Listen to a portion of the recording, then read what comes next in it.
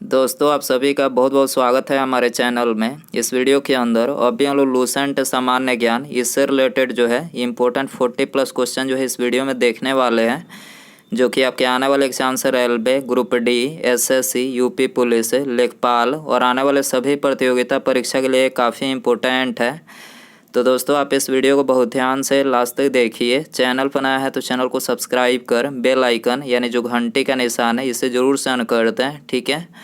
और ये टोटल जो 40+ क्वेश्चन है, आप इनमें से कितने क्वेश्चन जो है सही कर पाते हैं, अपना स्कोर जो है कमेंट बॉक्स में ज़रूर बताएं। तो चलिए शुरू करते हैं। देखिए यहाँ पर हमारा पहला क्वेश्चन दिया गया है, किस अनुच्छेद के अनुसार भारत के राष्ट्रपति द्वारा राष्ट्रीय आपातकाल की घोषणा की जा सकती है। तो भारत के राष्ट्रपति के द्वारा राष्ट्रीय आपातकाल की घोषणा जो है ये अनुच्छेद 352 के अंतर्गत जो है किया जा सकता है, ठीक है। आंसर हो जाएगा ऑप्शन ए। इसके अलावा भारत के राष्ट्रपति के पास जो है 3 प्रकार की आपातकालीन शक्तियाँ हैं। देखिए यहाँ पर हमने उसको लिख रखे हैं। पहला जो है ये तो हमने अभी बताया कि राष्ट्रीय आपात, इसका प्रावधान जो है अनुच्छेद 352 में दिया गया है। दूसरा राष्ट्रपति शासन अथवा राज्य में आपात स्थिति, ये कौन से अनुच्छेद में है? अनुच्छेद 356 में है।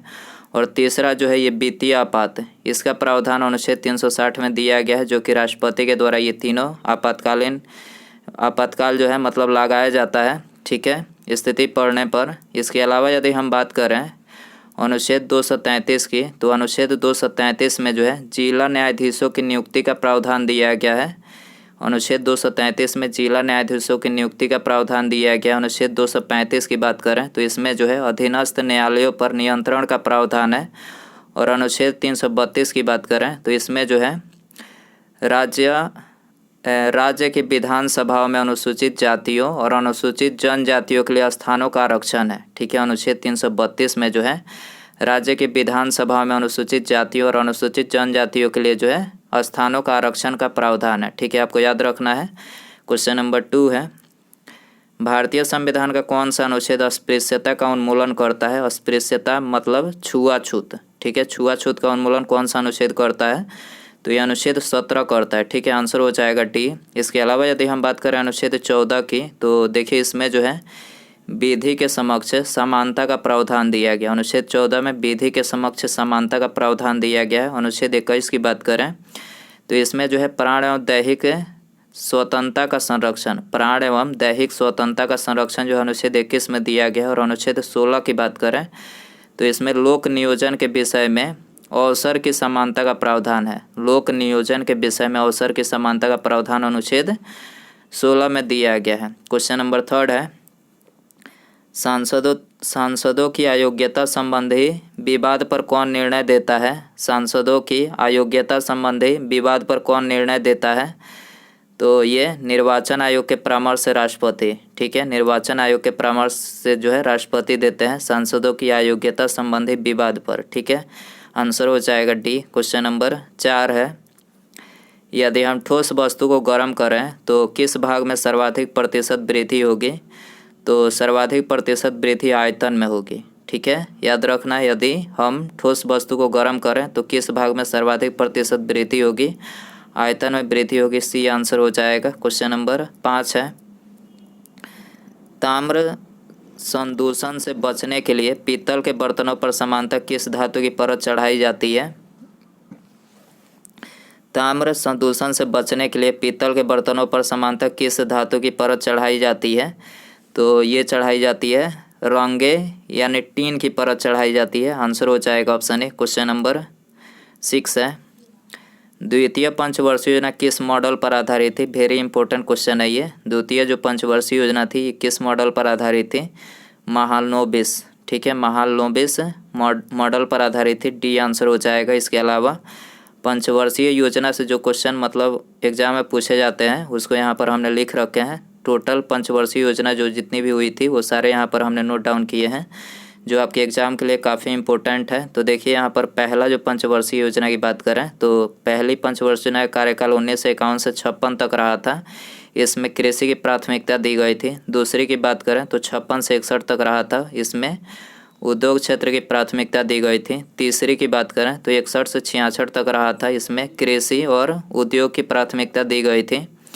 चौथी पंचवर्षीय योजना की बात करें तो इसमें 1969 से 74 तक जो है इसका कार्यकाल था। इसमें न्याय के साथ गरीबी के विकास को हटाया गया। ठीक है, इसमें चौथी पंचवर्षीय योजना में। पाँचवीं की बात करें तो 1974 से 1979 तक था। इसमें गरीबी और आत्मनिर्भरता को हटाया गया। छठवीं पंचवर्षीय योजना की बात करें तो 1980 से 85 तक जो है इसका कार्यकाल था। इसमें पाँचवीं योजना के रूप में ही इसे जोड़ दिया गया था छठवीं में। ठीक है, तो इसमें कुछ ज़्यादा चेंज नहीं हुआ। इसमें पाँचवीं जो थी इसको पूरी तरह से इसमें ख़त्म नहीं हुआ, तो छठवां में भी वही किया गया। ठीक है, सातवीं की बात करें तो सातवीं जो थी इसका कार्यकाल 1985 से 90 तक था। इसमें फूड प्रोडक्शन रोजगार उत्पादकता का प्रावधान मतलब इसमें जोर दिया गया। आठवीं पंचवर्षीय योजना इसमें इसका कार्यकाल 1992 से 97 तक था। इसमें रोजगार सृजन जनसंख्या का नियंत्रण जो है इसमें किया गया। नौवीं की बात करें तो 97 से 2002 तक रहा था।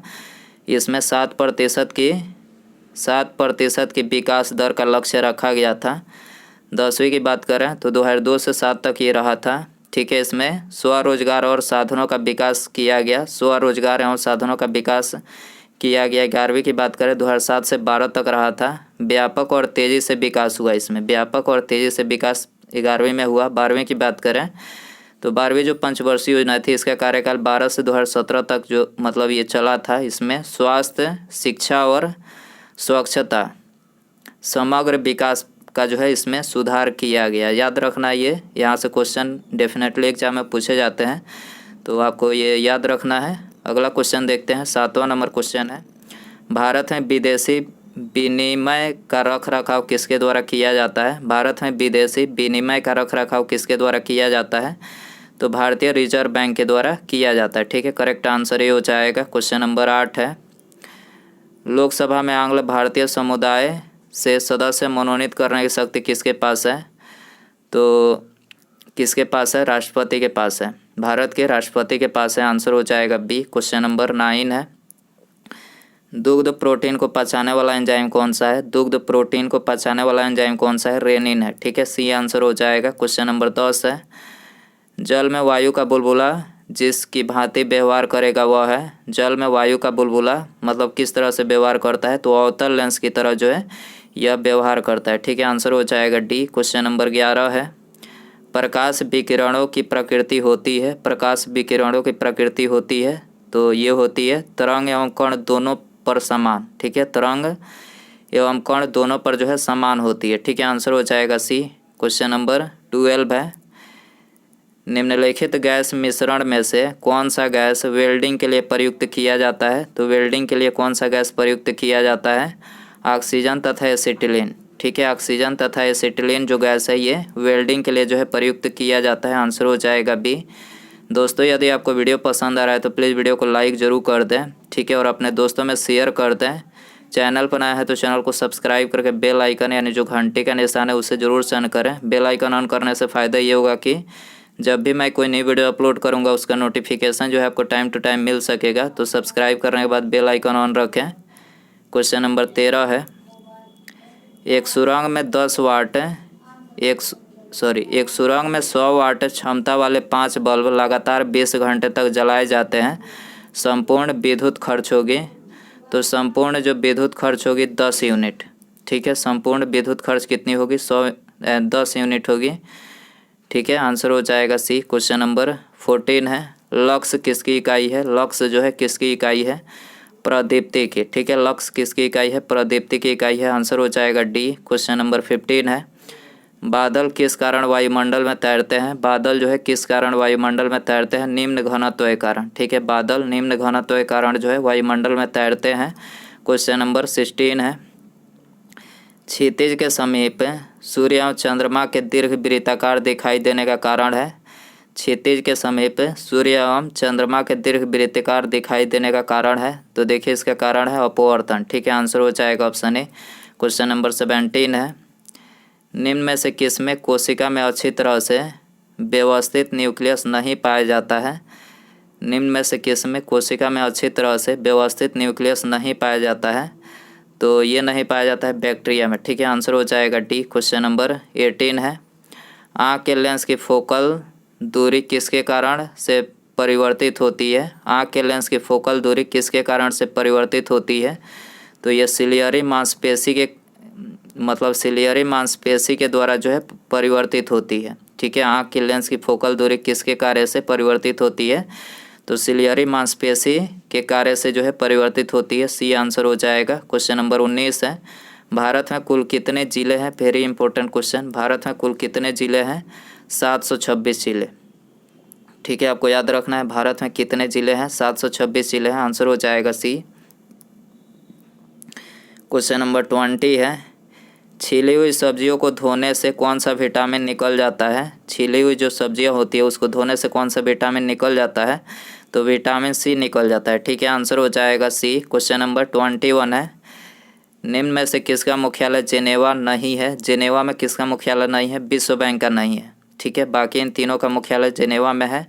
अंतर्राष्ट्रीय श्रम संगठन, अंतर्राष्ट्रीय स्वास्थ्य संगठन और अंतर्राष्ट्रीय दूरसंचार संघ, तीनों का मुख्यालय कहाँ है? जेनेवा है। विश्व बैंक की बात करें तो देखिए इसका मुख्यालय जो है वाशिंगटन डीसी संयुक्त राज्य अमेरिका में है। भारत का क्षेत्रफल कितना है? भारत का क्षेत्रफल कितना है? 32,87,263 किलोमीटर। 32,87,263 किलोमीटर जो है भारत का क्षेत्रफल है। आंसर हो जाएगा बी। क्वेश्चन नंबर 23 है, विश्व का सर्वाधिक आबादी वाला नगर कौन सा है? विश्व का सर्वाधिक आबादी वाला नगर टोक्यो है। ठीक है, आंसर हो जाएगा बी। क्वेश्चन नंबर 24 है, बंगाल का प्रथम गवर्नर जनरल कौन था? बंगाल का प्रथम गवर्नर जनरल वारेन हेस्टिंग था। ठीक है, बी आंसर हो जाएगा। क्वेश्चन नंबर 25 है, लॉर्ड डलहौजी द्वारा अवध का अंग्रेजी राज्य में विलय किस रीति से हुआ? लॉर्ड डलहौजी द्वारा अवध का अंग्रेजी राज्य में विलय किस रीति से हुआ? तो ये कुशासन के कारण हुआ था। ठीक है, कुशासन के कारण से हुआ था। आंसर हो जाएगा डी। क्वेश्चन नंबर 26 है, भारतीय पुरातत्व सर्वेक्षण की स्थापना किसके काल में हुई थी? भारतीय पुरातत्व सर्वेक्षण की स्थापना किसके काल में हुई थी? तो ये हुई थी लॉर्ड कर्जन के काल में। सी आंसर हो जाएगा। क्वेश्चन नंबर 27 है, भारत में निम्नलिखित में से कौन भारत में उपनिवेशवाद के आर्थिक आलोचक थे? भारत में उपनिवेशवाद के आर्थिक आलोचक कौन थे? दादा भाई नौरोजी, महादेव गोविंद रनाडे और आरसी दत्त। यानी ये उपर्युक्त यहाँ पर सभी करेक्ट हो जाएगा। आंसर हो जाएगा डी। क्वेश्चन नंबर 28 है, मनु ने किन नदियों के बीच के क्षेत्र को ब्रह्मवर्त कहा है? मनु ने किन नदियों के बीच के क्षेत्र को ब्रह्मवर्त कहा है? तो ये सरस्वती एवं दृश्यद्वती। ठीक है, सरस्वती एवं दृश्यद्वती नदियों के बीच के क्षेत्र को ब्रह्मवर्त कहा है। सी आंसर हो जाएगा। क्वेश्चन नंबर 29 है, मेनांडर जो मिलिंद नाम से भी जाने जाते हैं किस विदेशी राजवंश से संबंधित हैं? तो देखिए ये संबंधित है इंडो ग्रीक से। ठीक है, मेनांडर जो मिलिंद नाम से जाने जाते हैं किस राजवंश से संबंधित है? इंडो ग्रीक से संबंधित है। ये आंसर हो जाएगा। गुप्त काल में किस धर्म का सबसे अधिक विकास हुआ? तो गुप्त काल में जो है भागवत धर्म का जो है सबसे अधिक विकास हुआ। सी आंसर हो जाएगा। क्वेश्चन नंबर 31 है, भगवान शिव की प्रतिष्ठा में कितने ज्योतिर्लिंग स्थापित हैं? तो 12 ज्योतिर्लिंग स्थापित है। ठीक है, आंसर हो जाएगा बी। क्वेश्चन नंबर 32 है, शिवाजी का उत्तराधिकारी कौन था? शिवाजी का उत्तराधिकारी संभाजी थे। सी आंसर हो जाएगा। छत्रपति शिवाजी की बात करें तो महाराज इनकी संभाजी थे, मतलब उत्तराधिकारी। क्वेश्चन नंबर 33 है, भारत के किस द्वीप का उद्गम ज्वालामुखिया है? तो बैरन द्वीप का उद्गम जो है ज्वालामुखिया है। ठीक है, बात करें भारत का सक्रिय ज्वालामुखी किस द्वीप में स्थित है? तो बैरन द्वीप में। भारत का एकमात्र सक्रिय ज्वालामुखी किस द्वीप में स्थित है? बैरन द्वीप में स्थित है। बैरन द्वीप कहाँ है? अंडमान निकोबार में। ठीक है, बैरन द्वीप कहाँ है? अंडमान निकोबार में है। देश की निम्नलिखित मिट्टियों में से किसे स्वतः कृषि मिट्टी कहा जाता है? किसे स्वतः कृषि मिट्टी कहा जाता है? तो ये कपास की काली मिट्टी को कहा जाता है। ठीक है, कपास की काली मिट्टी को स्वतः कृषि मिट्टी कहा जाता है। सी आंसर हो जाएगा। क्वेश्चन नंबर 35 है, मीठे पानी का कल्पसर परियोजना अवस्थित है? मीठे पानी का कल्पसर परियोजना अवस्थित है, तो ये अवस्थित है गुजरात में। ठीक है, आंसर हो जाएगा ऑप्शन ए। क्वेश्चन नंबर 36 है, भारत में यरलुंग जांगबो नदी को किस नाम से जाना जाता है? भारत में यरलुंग जांगबो नदी को किस नाम से जाना जाता है? तो ये जाना जाता है ब्रह्मपुत्र के नाम से। ठीक है, आंसर हो जाएगा सी। क्वेश्चन नंबर 37 है, भारत के निम्नलिखित तटों में से कौन कृष्णा डेल्टा एवं कैप कामोरिन के मध्य स्थित है? तो करेक्ट आंसर ये हो जाएगा कामोरिन कोरोमंडल तट। ठीक है, कोरोमंडल जो तट है तो ये कृष्णा डेल्टा एवं कैप कामोरिन के मध्य स्थित है। ठीक है, आंसर हो जाएगा ऑप्शन ए। क्वेश्चन नंबर 38 है, निम्नलिखित में से कौन सी नदी का स्रोत हिमनदों में नहीं है? कौन सी नदी का स्रोत हिमनदों में नहीं है? तो करेक्ट आंसर सी हो जाएगा, कोसी का स्रोत जो है हिमनदों में नहीं है। कोसी की बात करें तो कोसी नदी जो है नेपाल में हिमालय से निकलती है और बिहार में भीमनगर के रास्ते से भारत में दाखिल होती है। इसमें आने वाली बाढ़ से बिहार में बहुत तबाही होती है, जिससे इस नदी को बिहार का अभिशाप कहा जाता है। याद रखना है आपको। क्वेश्चन नंबर 39 है, भारत को किस रूप में परिभाषित किया जा सकता है? भारत को किस रूप में परिभाषित किया जा सकता है? करेक्ट आंसर बी हो जाएगा, एक श्रम आधिक्य वाली अर्थव्यवस्था के रूप में। एक श्रम आधिक्य वाली अर्थव्यवस्था के रूप में जो है परिभाषित किया जा सकता है। आंसर हो जाएगा बी। क्वेश्चन नंबर 40 है, भारतीय राष्ट्रीय कांग्रेस के प्रथम अधिवेशन दिसंबर 1885 में कहाँ हुआ था? मुंबई में हुआ था। ठीक है, भारतीय राष्ट्रीय कांग्रेस के प्रथम अधिवेशन दिसंबर 1885 में कहाँ हुआ था? मुंबई में हुआ था। ठीक है, बात करें भारतीय राष्ट्रीय कांग्रेस की स्थापना कब हुई थी? 28 दिसंबर 1885 को हुई थी। संस्थापक यो ह्यूम थे, प्रथम अध्यक्ष WC बनर्जी। याद रखना है आपको। उसके बाद यहाँ पर हमारा अगला क्वेश्चन है, नदी का बहता हुआ जल किस प्रकार का ऊर्जा का संवहन करता है? नदी का जो बहता हुआ जल होता है तो ये किस प्रकार का ऊर्जा का संवहन करता है? तो करेक्ट आंसर ऑप्शन बी हो जाएगा, गतिज ऊर्जा का संवहन करता है। याद रखना है, गतिज ऊर्जा का जो है संवहन करता है नदी का बहता हुआ जल। ठीक है, आंसर हो जाएगा बी। तो दोस्तों ये थे लूसेंट सामान्य ज्ञान के इम्पोर्टेंट 41 क्वेश्चन। आप इन 41 क्वेश्चन में से कितने क्वेश्चन जो है सही कर पाए, अपना स्कोर कमेंट बॉक्स में ज़रूर बताएं। और वीडियो पसंद आया रहेगा तो प्लीज़ वीडियो को लाइक कर दीजिएगा, अपने दोस्तों में शेयर कर दीजिएगा, और चैनल पर नया है तो चैनल को सब्सक्राइब करके बेल आइकन यानी जो घंटी का निशान है इसे ज़रूर से ऑन कर दें। ठीक है, मिलते हैं